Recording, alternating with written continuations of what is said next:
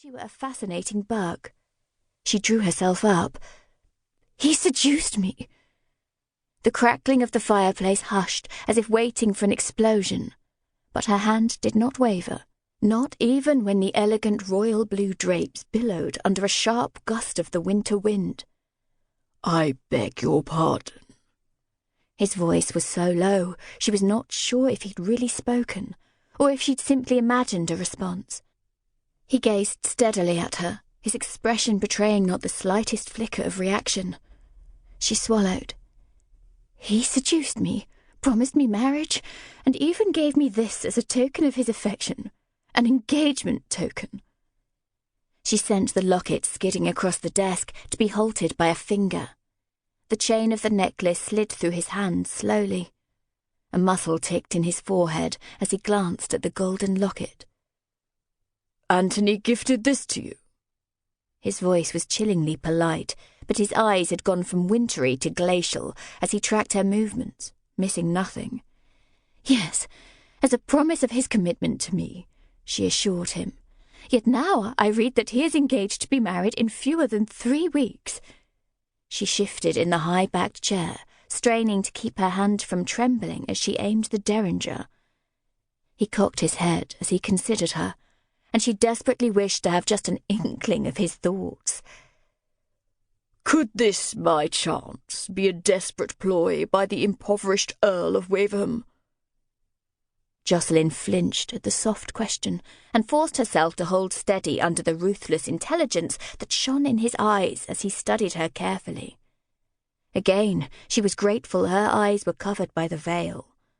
Her hair was also hidden, completely stuffed under her top hat, giving her partial anonymity, albeit useless since she'd told him her name. She fought not to squirm under his stare. "My father might be impoverished, Your Grace, but he does not plot, nor is he desperate," she said, lifting the gun for a better aim. "Is this your desperate ploy, to lay the abominable behaviour of your brother at my father's doorstep?" His brows flickered.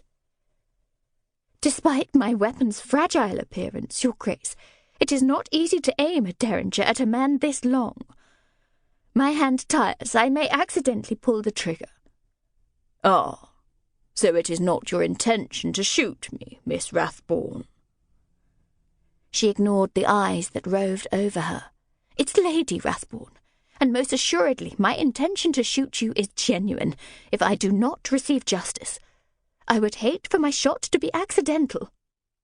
It will be done very deliberately when I choose to fire."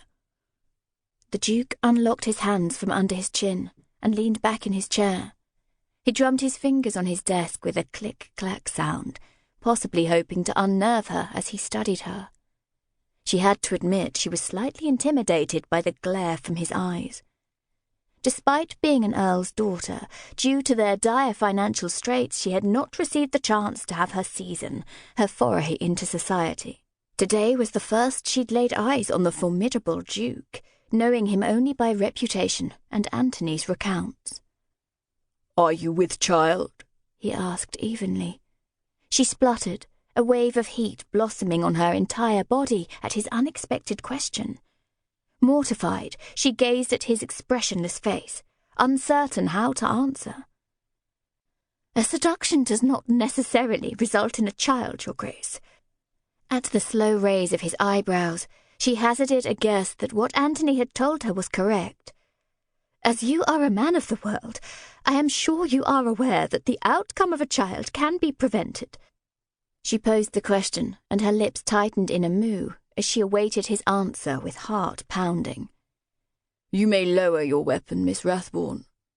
And do not presume to correct me of your title, as a lady would not barge into my home under false pretence and threaten me at the point of a gun." His fingers halted their drumming. "Indeed, I am uncertain as to what you require of me." Her eyes narrowed at the insult of him referring to her as a miss. A scathing reply formed on her lips, but she had to remind herself of what her aim was. After a brief hesitation, she lowered her arms, but she did it slowly and rested the derringer in her lap, continuing to point it directly at him. for some unfathomable